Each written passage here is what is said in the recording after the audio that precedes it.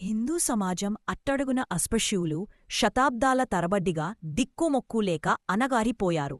సామాజిక శాస్త్రవేత్తలు అస్పృశ్యత మూలాలపై వేర్వేరు సిద్ధాంతాలు చేశారు. కాని వాస్తవమేమిటంటే అంతరాని వారిని పాకినా వారి నీడసోకినా చివరికి వారి గొంతు విన్నా మైలపడిపోతామని బ్రాహ్మణులు భావించారు. అంటరానివారు ఊరికి వెలుపల అపరిశుభ్ర పరిసరాలలో నివసించాలని ఆంక్షలు విధించిన హిందూమతంవారు జంతువులను పెంచుకోరాదని, బంగారం వంటి లోహాలతో చేసిన నగను ధరించరాదని కూడా కట్టడి చేసింది.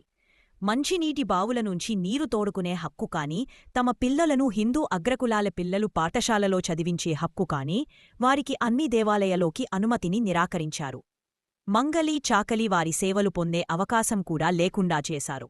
దీనివలన వారి బతుకులు అత్యంత దయనీయంగా మారాయి. బ్రాహ్మణులు వారిని కనీసం మనుషులుగా కూడా గుర్తించేవారు కాదు. పోలీసు, మిలిటరీ సేవలే కాక ఇతర ప్రభుత్వ సేవలన్నీ వారికి రద్దు చేశారు. అంతరాని వారు సహజంగానే గత్యంతరం లేని పరిస్థితులలో వంశపారంపర్యంగా తమ పూర్వీకులు చేసిన అమానవీయమైన పనులనే కొనసాగించవలసి వచ్చేది. సాంఘికంగా నెలకొని ఉన్న అంతరాల వలన జీవితపర్యంతం వారు అంతరానివారుగానే ఉండవలసి వచ్చేది. సాంఘికంగా కుంగిపోయి, ఆర్థికంగా అతి బలహీనులై, రాజకీయంగా అగ్రకులాల సేవకులై వారి జీవితాలు శాశ్వతంగా చీకట్లో మగ్గిపోయాయి. విద్యా, సాంస్కృతిక రంగాలనుంచి వారిని బహిష్కరించారు. బ్రాహ్మణులను భూసురులుగా భావించేవారు. రాజులకు హక్కులేని సొంతం ఆస్తి, మరణశిక్ష నుండి స్వేచ్ఛ వంటి అనేక విశేషాధికారాలు వారికి ఉండేవి. పురుషసూ చెప్పిన వర్ణవ్యవస్థ సిద్ధాంతం కులాల వర్గాల పుట్టుకపై అంతిమ శాసనం చేయడంతో పాటు హెచ్చుతగ్గుల సమాజ వ్యవస్థని పిరుగులేని దైవ నిర్ణయంగా ప్రకటించింది.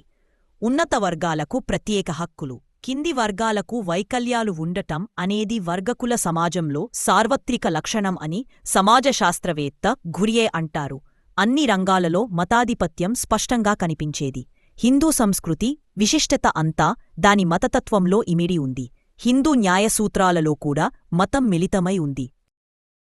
మరాఠా రాజ్యంలో అంటరానివారిలో ఒక్కరుగా ఉన్న మహర్లు యుద్ధాలలో ముస్లింలతో వీరోచితంగా పోరాడినప్పటికీ వారికి సైతం హక్కులు సిద్ధించలేదు.